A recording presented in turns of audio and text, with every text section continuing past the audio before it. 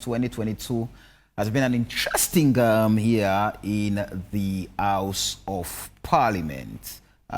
Many laws, many have been passed in the world, but also it's been a roller coaster for the world, as members of Parliament have also been accused of being, honorable members behaving dishonorably.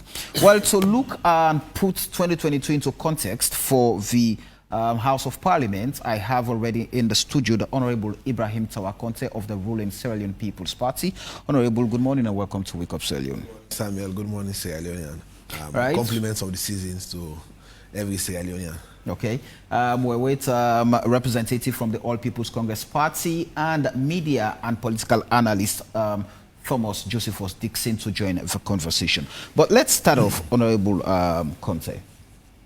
In your estimation, how would you describe the House of Parliament in 2022? It's a mixed bag. It's a year of complete different things happening in Parliament. It's a year of historic things happening in Parliament. It's the year when Parliament was able to pass the Gender Equality and Women's Empowerment Bill, which by itself is a significant step forward in terms of women's empowerment, in terms of women having the space to participate in politics, giving the tools for women to feel confident and feel comfortable in the political arena, and by creating a safe zone almost. And it is also a year wherein Parliament has shown that members of Parliament can go beyond formulating and crafting laws. They can also be in the ring with Tyson Fury and Alexandra Usyk, where they can throw punches, they can throw chairs, they can throw flower vases, as the case may be. But it's a year that is that Parliament has done a lot of good things. Amidst the two significant events at Bintumani and quite recently at the Chamber of Parliament. But I will tell you, 2022 is a year wherein Parliament has been able to, for example, legitimizes some of the clauses that were included in the Public Elections Act of 2012 that were in violation of the Constitution. But because of the strength of the All People's Congress and the fourth Parliament at the time, those clauses were made, those abrogation were done without any fuss about it. But we've done the right things, and it's a year wherein we've seen climate issues have been at the top of parliamentary agenda, because since the President pronounced the formation of the Ministry of Environment, it was in 2022 that Parliament has finally been able to give legislative control of agencies, departments that were managing issues or that were managing events around climate and the environment to be directly under the Ministry of Environment by amending the Nuclear Safety and Radiation Authority Act, the Meteorological Act, the Environment Protection Agency Act, the National Protected Area Authority Act. So as a whole, 2022 has been a mixed bag for Parliament. All right. We'll come to the specifics. Let me welcome Thomas Dixon. Good morning and welcome to Wake Up Sierra Leone, Thomas. Good morning. What picture would you paint of the House of Parliament for 2022? First of all, I want to use this opportunity to wish the members of Parliament happy Christmas and a prosperous New Year, knowing to the fact that they will be facing, some of them will be facing re-election. And owing to previous parliamentary cycle, most times when they face re-election, most of them will not return back.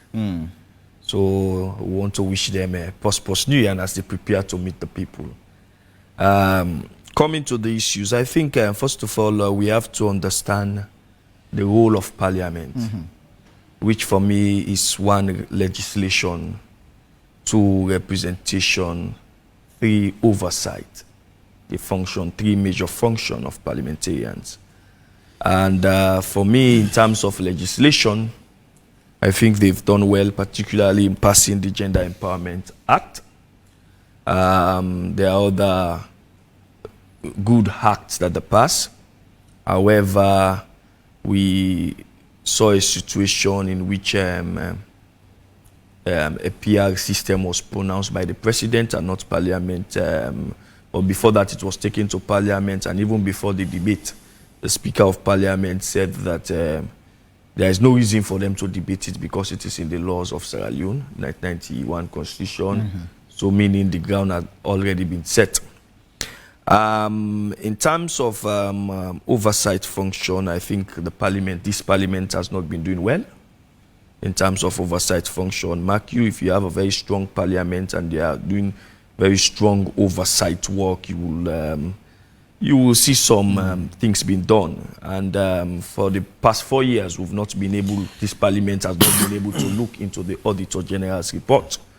And as I'm speaking currently, last week, the acting Auditor General presented the 2021 audit report to Parliament, and up till now, it has not been laid in the well of Parliament for public to have, because when it is laid in the well, that is when it will go public, for us to be able to view it. And now there is this thinking that Parliament, as they've done to the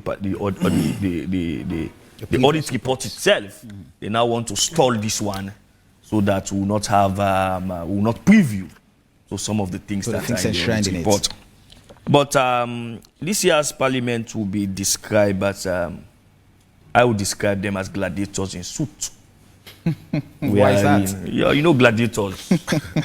But these are gladiators in suit. We had 2 fights. We know parliamentary discussion, because it is bipartisan, can be hot sometimes, and it's not just restricted to Sierra Leone. You will see parliamentarians throwing stones. But what saddens me is the fact that anytime we have this situation, we'll see the police will be invited, and they will bundle some members of parliament out of the well. Some will be thrown out, and that will forever remain a scar. I think this is the first time the third time we are seeing police entering the well of Parliament in our recent parliamentary history to throw parliament. We've had stubborn Parliament before. The 1996 Parliament was very stubborn before. It was very bipartisan. And we've seen this one. And we are seeing rancor, we are seeing heightened fist throwing instead of ideas being thrown at each other. So this is what we are seeing in this Parliament. And this Parliament would also be described as a selfish Parliament. Remember the Parliamentary Welfare Act, or a bill. It was in this year that a group of parliamentarians said that they wanted to be paid amidst the current global recession, amidst the current inflation in the country. They said they should be paid more than $2,000 or $3,000. They should be given wardrobe allowance. They should be given cars. And it was in that discussion that we are made to know that, in fact, this year some parliamentarians were given loan for cars. This is in the discussion that we are made to know about that. And instead of other parliaments, recently the United States Parliament passed the Inflation Reduction Act. Other parliaments are trying, because the global recession, they are discussing ways and means people can survive. They are discussing ways and means in which electricity tariff, for example, that is heightened, would reduce. They are discussing ways and means in which other things they will cushion the economic effect on the people. But our own parliament, in this year of global recession, decided to be very selfish.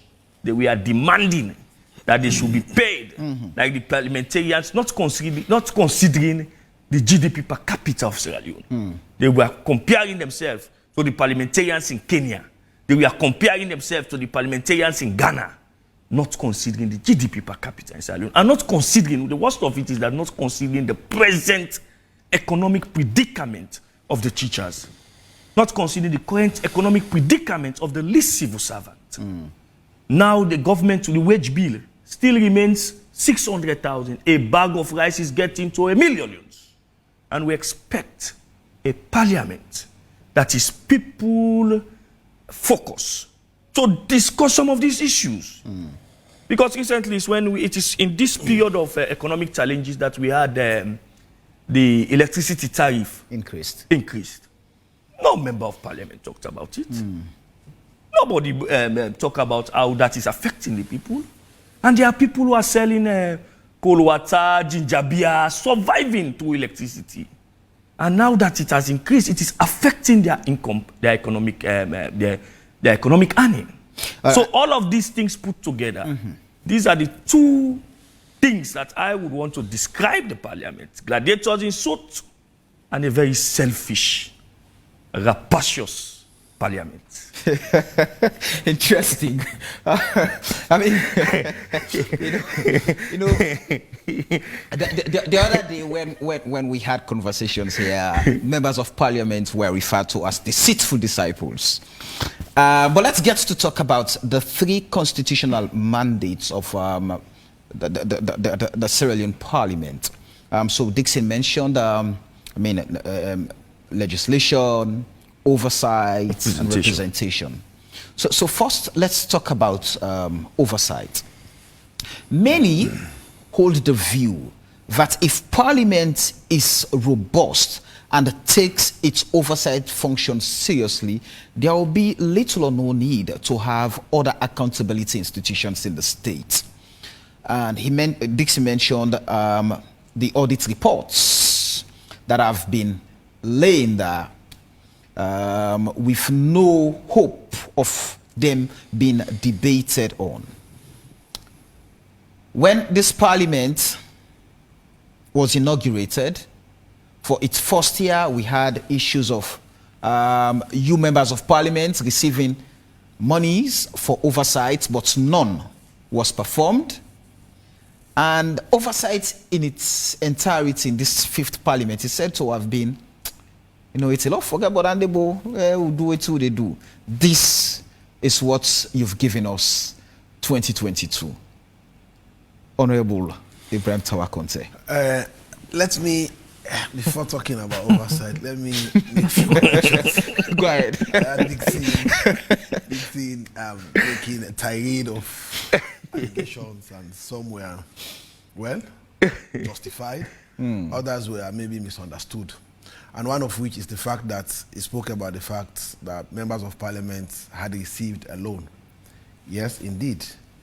We have taken out a number of loans, different loans. We are taking out loans on our rents. We are taking out loans on our sitting fees. We are taking out loans on our facilitation fees. We are taking out loans on our salaries. That is the state of the Sierra Leone parliamentarian. The state of the Sierra Leone parliamentarian is that it is but ideal that the Sierra Leone parliamentarian goes to an international conference with other parliamentarians across the world. He should dress shabbily, but he should be looking at others and is representing Sierra Leone. So the money that we took out from the Sierra Leone Commercial Bank was not given to us by government.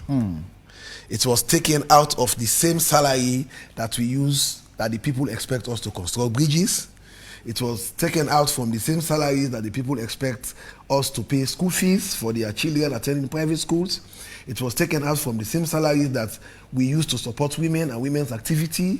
It was taken out from the same salaries that we use that the people expect us to construct roads. It was taken out from the same salaries that we use to make our families survive. So it's your entitlement. So it is an entitlement of every Sierra Leonean that is working, every working Sierra Leonean or every Sierra Leonean that is in business, to go to the bank and present a collateral, either a cash collateral or a monthly payment collateral, sustainable monthly payment collateral to the bank, and the bank assesses you to be fit and proper to take out that loan. So it was not given to us by government. And for me, that money was taken out in 2018. You could remember between 2018 and 2019, I took the presidents to Constituency 132 and he commissioned 2 gigantic projects, a 15 multi-story classroom and a refurbished or a built out school hall with a 500-seater pavilion at our school, Service Secondary School. It was not just that money, it was that money plus other funds I raised from my private banking relationship. So we have to be mindful that this money is, because the people out there will sit and say, oh, government give them member of parliament loan for 0 interest. No, we are paying 22% interest out of that 150 million that was given to us. And the other thing is, I said it made a lot of, some were facts, right, some were maybe misunderstood. The issue of the audit report, history could hold it and history would have it that this is the 5th parliament in the Second Republic. It is only this parliament that we have seen a member of parliament in the ruling party asking for the fulfillment of a constitutional provision. Which was not granted. Which was, well, because it was not granted because the parliament is not only made up of the ruling party. The parliament is made up of both the ruling party and the opposition. And the opposition supported the process from the leadership point of view. Don't forget, you have Conteh who also supported the Honorable Conteh Koleyum. The Honorable Conteh Koleyum, the motion was moved. I moved the motion in 2019. After a lot of tussle, after a lot of back and forth, it was after I have gone through a committee on ethics in Parliament and I've been moved to the back. That was when people in the opposition saw it as a political weapon to use to come now and say, okay, let's move this motion. Let the motion be debated. It is good, fine and good, because it's a constitutional provision. But what measures, what actions have they taken to ensure that this thing happen? With regards to the audit report, I have not seen it yet. I have to be fair.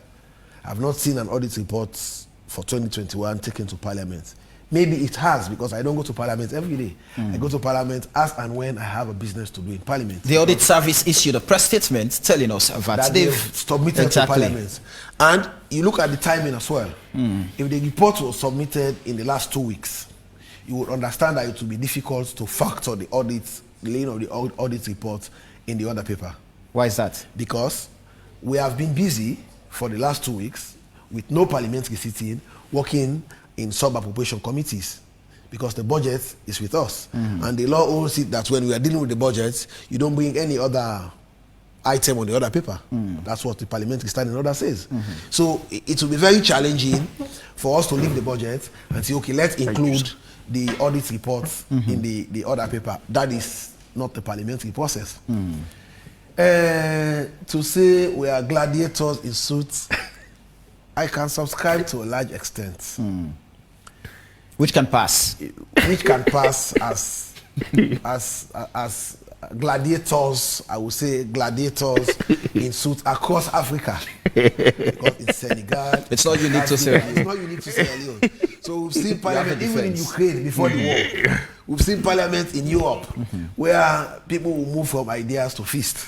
So it is not a unique situation in Sierra Leone. The only thing that is different in Sierra Leone is that we do things that maybe goes beyond what happens in other countries. For example, we tend to target people personally. I was never involved in any of the parliamentary rancors, whether it was at Bintubani or the current one. I was seated quietly in my seat. Somebody from the gallery threw a bottle right on my seat. I did not mean for the fact that my attention was drawn by the Honorable Jockey on a discussion. He himself didn't know that, he wasn't aware that somebody was throwing a missile from that point. He wanted to ask for something. In that conversation, the minute I moved my head, the bottle, juice extra bottle from the gallery, dropped right in front of my table where my head was buried. And as if that was not bad enough, somebody removed the seats from one of the gallery chairs and threw it again right at me. So that's the difference, because people in the gallery were participating and they were targeting people. But it is not fair. That is unparliamentary, and that is not the ethics of parliament. Now to oversight, generally. I think oversight in Section 93 is the most powerful tool Parliament has. I would have to agree with Dixon, and I would have to agree that, yes, Parliament has been doing oversight, like you said. In 2018, the issue of Parliament receiving funds and what oversight we are done. That is also an issue that I brought into the fore. It wasn't picked up by anybody. I saw it. I realized that monies were allocated in 2018, monies were allocated in 2019. But I know, I'm there, that we did not perform any oversight. So if for any reason oversight were not performed, it is either of two things. It is either the money should have been allocated to some other expenditure head, which is misappropriation, which cannot be misappropriation if Okay. it's because there is violence in the Public Financial Management Act that you can do violence with the express approval of the minister.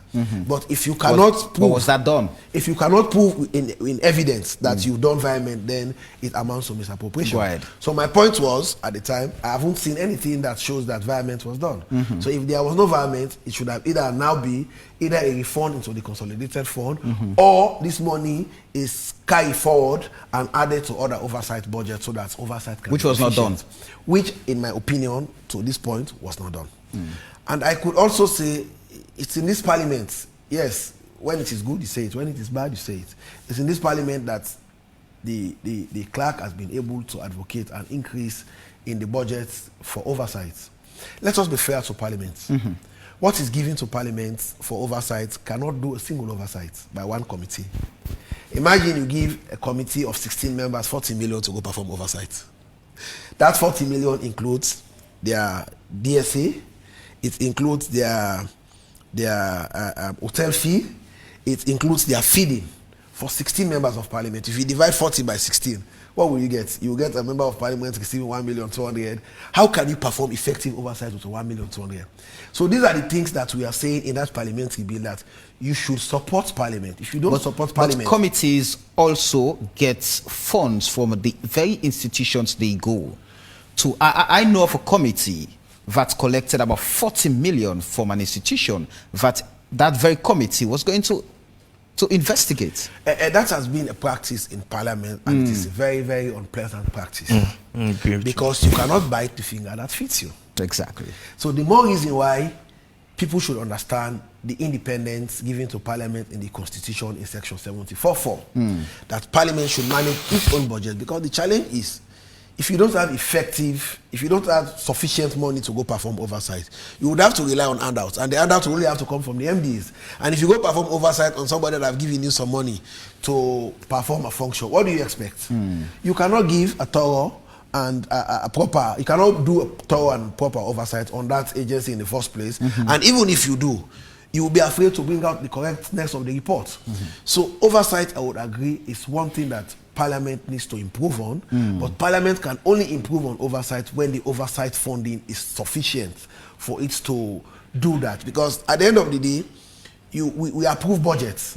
Ministry of Finance would not, in the fullness of its budget ticket envelope, disburse all the budgets. But at the end of the day, if we cannot perform oversight and we wait until this point, for example, as we are doing this operation now, one vote will bring a report of about 100, 200 pages today, for today.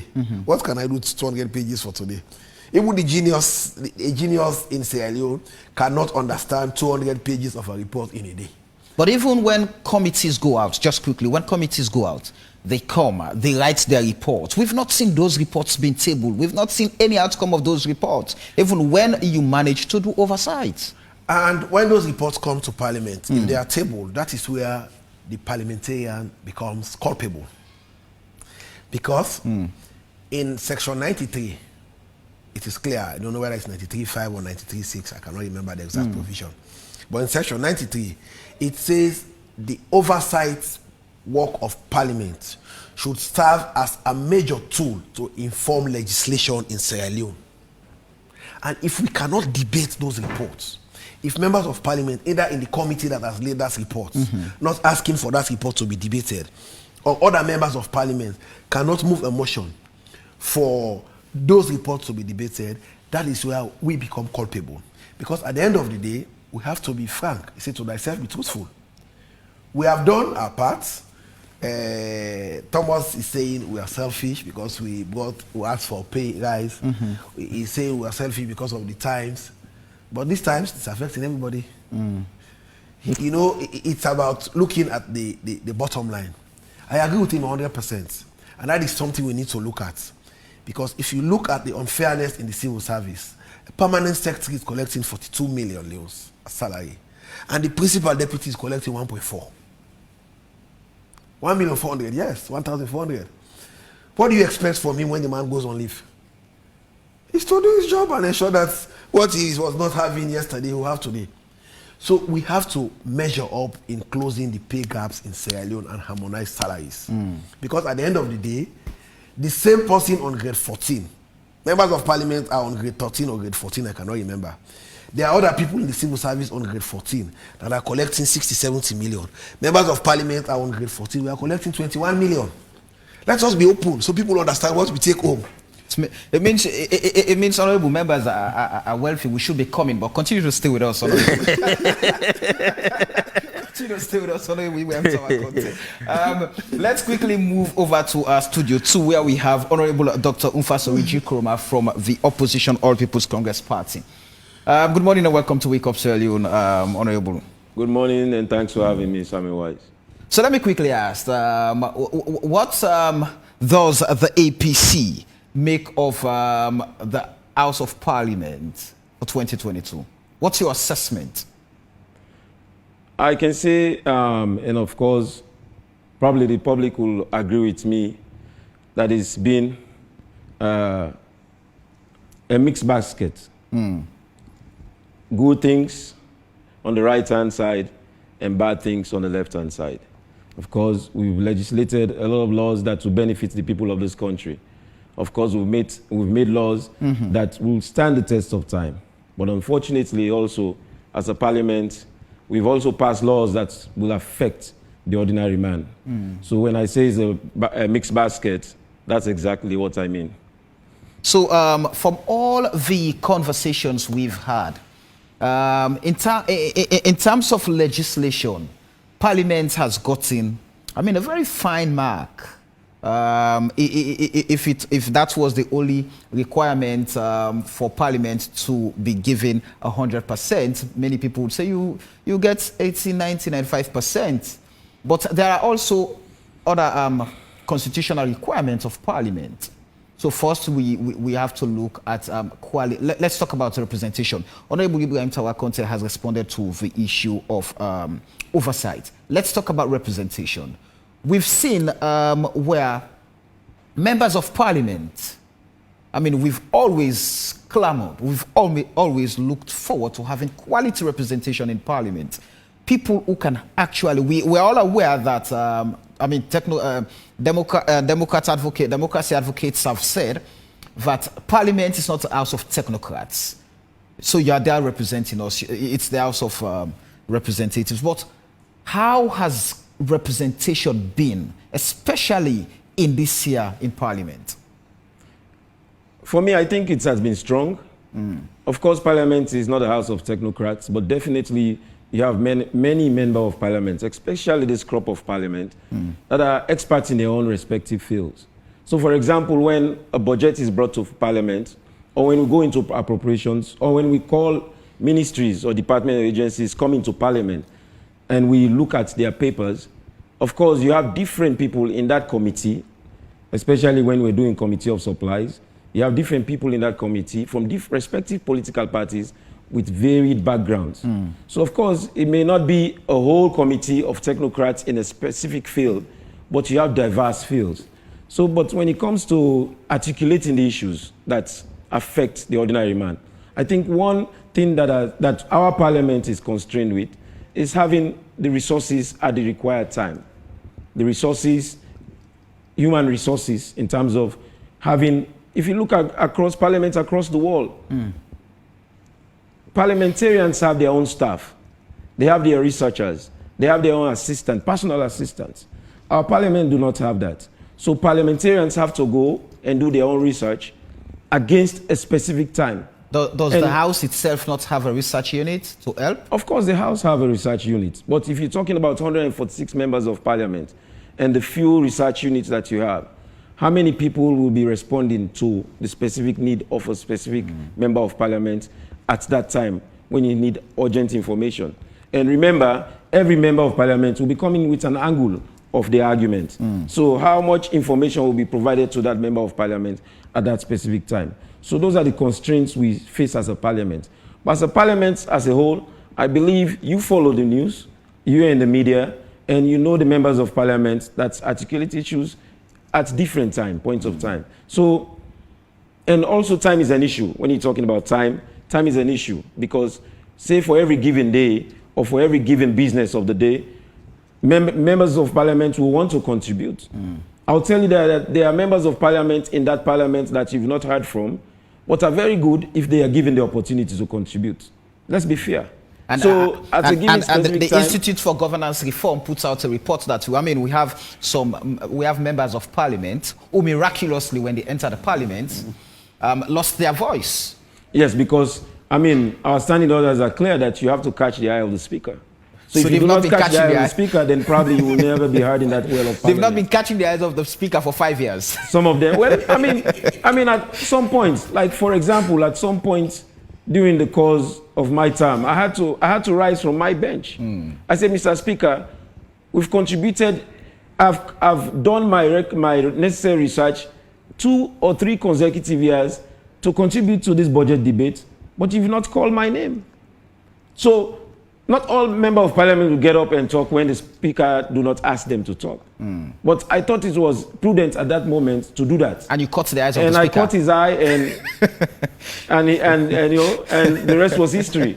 At least now and then he will call me to talk. So you see, so specific people you see consistently contribute to debate, not necessarily mean that they're the best in parliament, but they have the eye of the speaker, so they will continuously. Are they being favored? Is that no? But if the speaker is comfortable with you, that's just life. Okay. If he's comfortable with you, then he believes that he knows what angle you'll be coming from, and if he doesn't know a specific member of parliament, he probably doesn't know what angle you're calling from, and he will not be too curious to learn what you have to say at that specific day on that specific item on the paper. That begs the question, out of curiosity, when you mentioned describing parliament, as a mixed bag or mixed basket. Yes.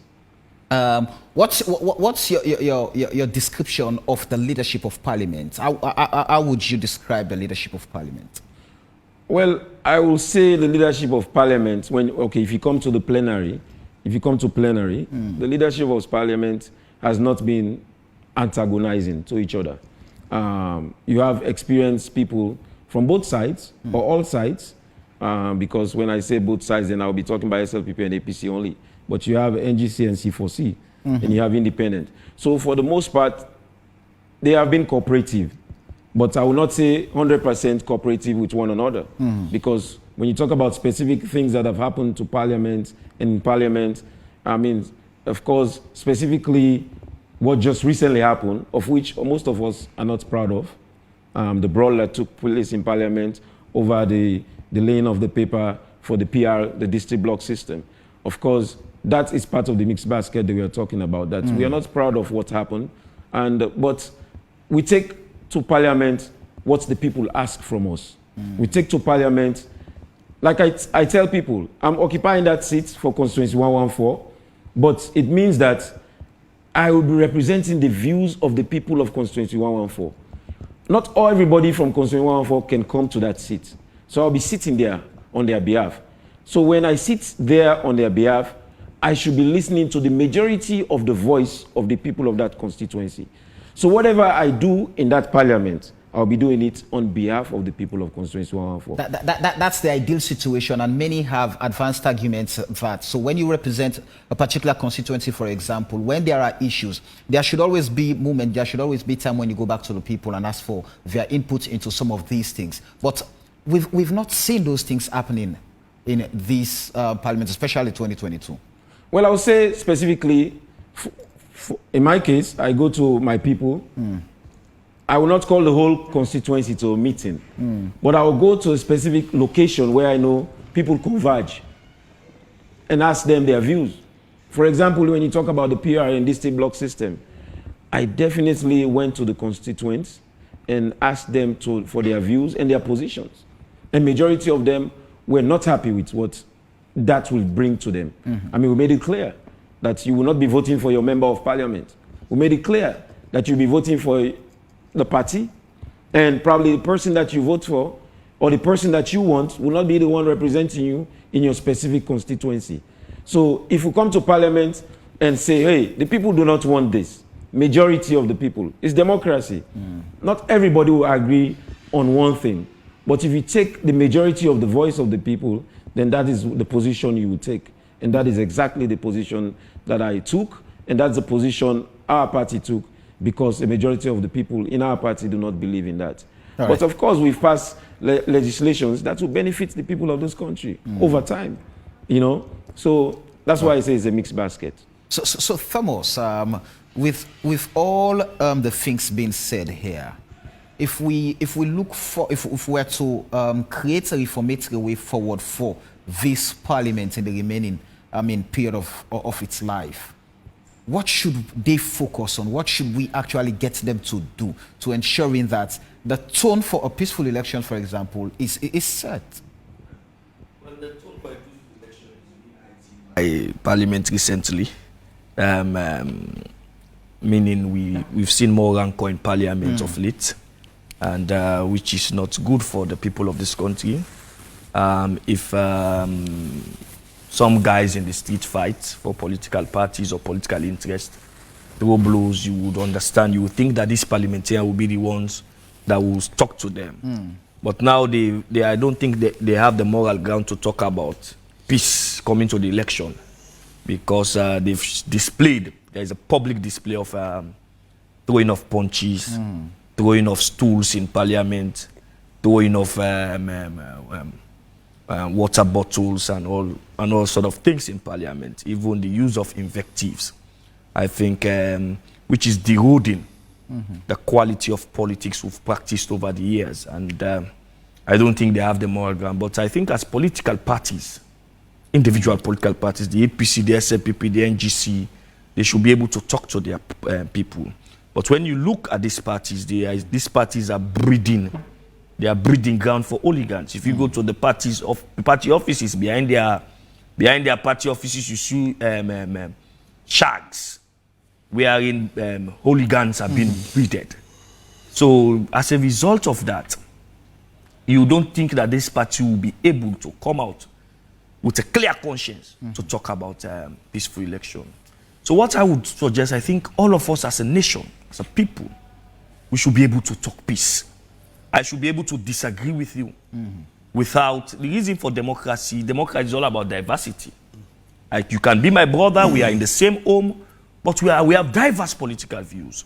I think most of these parliamentarians, we are in college together, and we are in diverse political camps. They never fought. Some of them are friends since college days. And that is what they should be able to showcase downtown.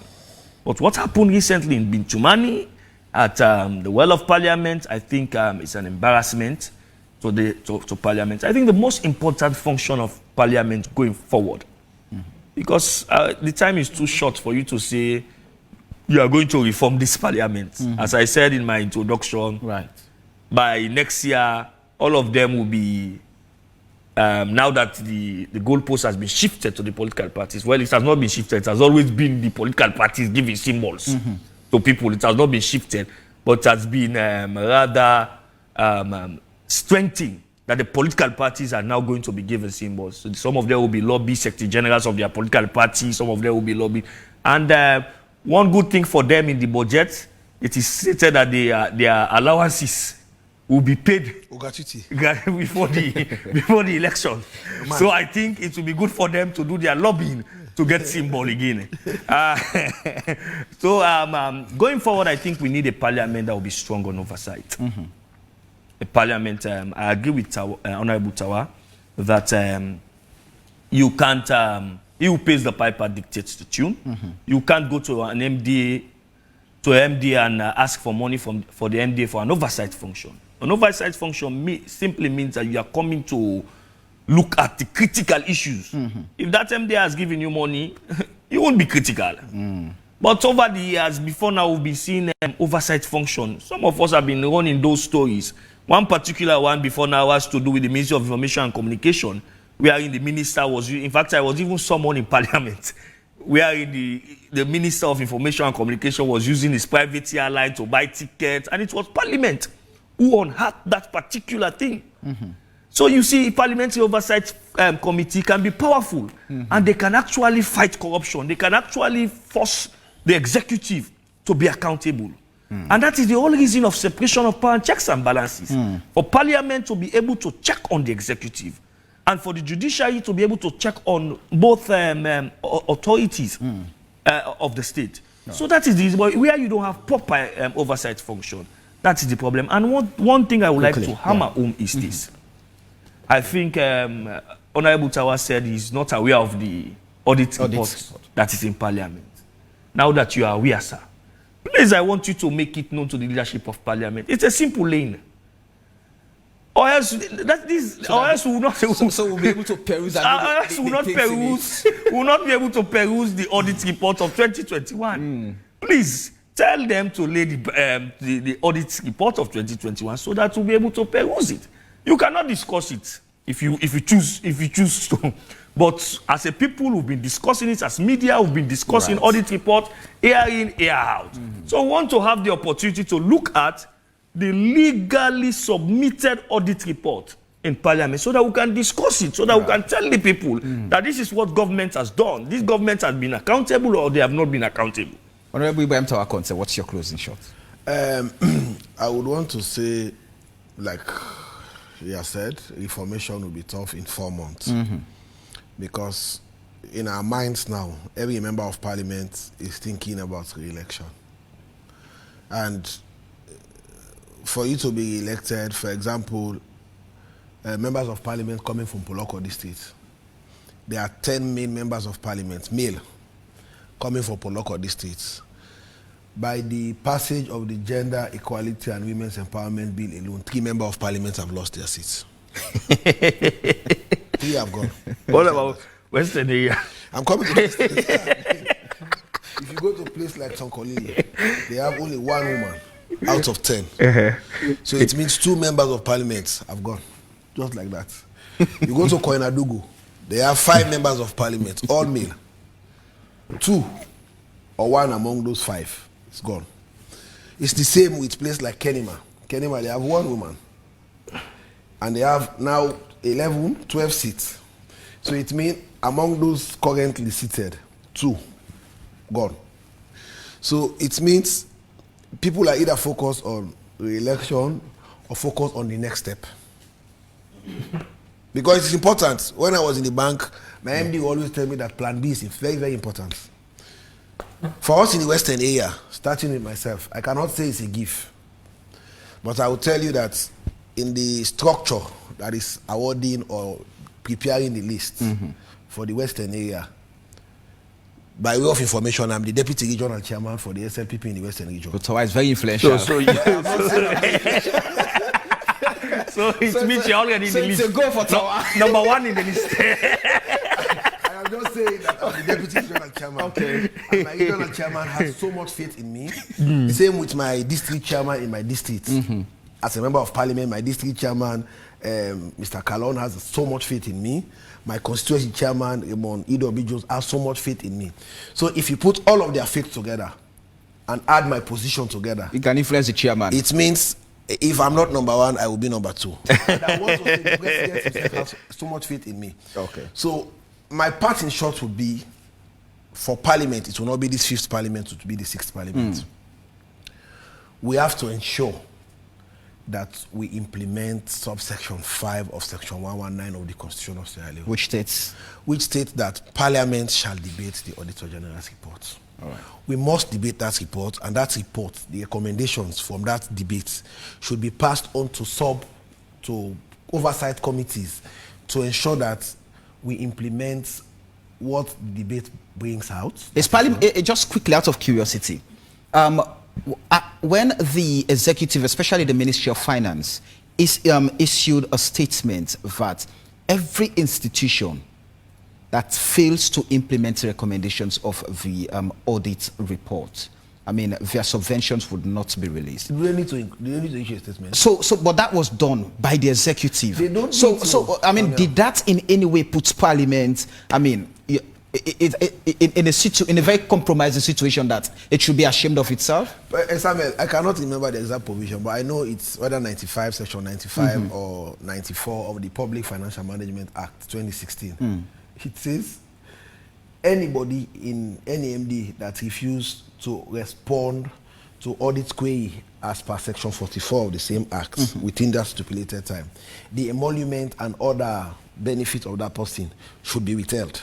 So you don't need to put out a statement. You put out a statement, it's like you're saying your statement supersedes the legislation. No, I'm asking because if Parliament that has the power no, there's already, for years there's already legislation does not have the guts to debate the report. And that legislation, like I've said in section 95, there's also section 120 and 121 in the Public Financial Management Act that gives means of recovery of lost funds from audit reports. So for me, I think in the 6th Parliament, my recommendation would be the leadership of Parliament would have to be very open with the executive, would have to discuss the issues that are very important to governance, and one of the most critical governance issues that Parliament should undertake is oversight and the debate of the Auditor General's report. That would reduce the burden on the ACC, and it would bring back, it would write a lot of good monies back to the consolidated fund. Honorable Nfa, just quickly, I mean, what would you love to see going forward? Going forward, I'll start with the last thing first. The last thing first is talking about the Auditor General's report being debated in Parliament. I mean, of course, it's unfortunate. We in the opposition have raised those concerns year after year, why the audit report has not been debated. And of course, the Public Accounts Committee is chaired by the Deputy Speaker of Parliament. That has always been the story. For this Parliament, it has been consistent that that has not happened. Also, I don't know if it's deliberate, but we are not talking about the Auditor General and the Deputy Auditor General that have been suspended and they're under a tribunal, and to date, they've not been returned to their offices. So for us, it is how, for me, it is how the executive have managed to muscle Parliament. It is how the executive have managed to muscle auditing or transparency of the accounts of this country. Because if those reports do not come to light, and if the public is not given an opportunity to see or hear what is on that report, then it is a disservice to the people of this nation, and the blame should not be laid squarely on Parliament as an entity, but the specific operatives that have prevented it from happening. So we want to see that happen. I mean, we have 5 months to election, so we want to see something like that happening. Is it going to happen? Probably not. So for the next Parliament, we pray that that business of things happening, you know, business as usual should not continue. I want to also respond a little bit to the statement by Thomas, Mr. Thomas. I am sorry, I don't know the last name. Dixon. That I see is very critical of politicians. And of course, not all bad people are in politics. And not all political parties are bad. Or not every entity in a political party is bad. So when you talk about party offices breeding hooligans, for me, I take it offensive. Because for my party, I will only speak for the APC, we do not breed hooligans. We have a social structure and we have a safety net in this country. But unfortunately, that safety net is not capturing everybody. We have young people that do not have homes to live in. We have homelessness in this country at a very high level. And media reports have always, pointed out. In fact, those homeless people have always been troublemakers. Of course. So party office should be transformed. Homeless people are not happy with their life. So they are disgruntled, and the party offices is a safe haven to just to lay their head. To house troublemakers. To lay their head. To lay their head, or even provide social services for them. Provide food for them. We have people that are not in party offices causing an mayhem in communities. You have to be honest about that. So you cannot say party offices are breeding grounds for hooligans. Secondly, quickly, the Newton law of motion, he said, for every reaction in nature, there should be an opposite and equal reaction for every action. So for what you see happening in Parliament, parliamentarians throwing punches, that did not happen in the last Parliament. Why did that not happen in the last parliament? We have to ask ourselves those questions. Because have they passed laws in those parliaments that are very, very controversial, that will affect the people of this country in the way that the PR have affected the people of this country, in the way that the public elections act have affected the people of this country, in the way that the census, in this context, when we discuss the parliament, we're not discussing APC versus SLPP, we're discussing the House of Parliament. Yeah, but you should know that it's clear. You should know that every time there's a fight in parliament, the first time was when parliamentarians were removed to install a speaker. The second time was when the midterm census was going to be passed. It had been to money. Right. The third time is the Public Elections Act. Thank you. And the PR and the block system. So those things are contentious issues that have affected the people of this country. That provoked the reaction. Provoked the reaction because it goes against the spirit of the people of this country. Quickly, I think it will be disingenuous for a political party that has ruled Sierra Leone for over 10 years, more than 10 years, telling people that people are homeless and your solution is not to build houses, affordable houses for them, but to open your political parties. There should be an office. A conversation for another day. Yeah, so to open your political parties for them to come in. It will be disingenuous. For another day. It will be disingenuous. Supporting my brother. The Bible say for foxes have holes. It's a birds of the year have nests. So political oligarchs have political parties. So political ambitions are the same level. Thank you very much, gentlemen. It's been a pleasure having all three of you here this morning. And this is where we end this edition of the program Wake Up Sierra Leone.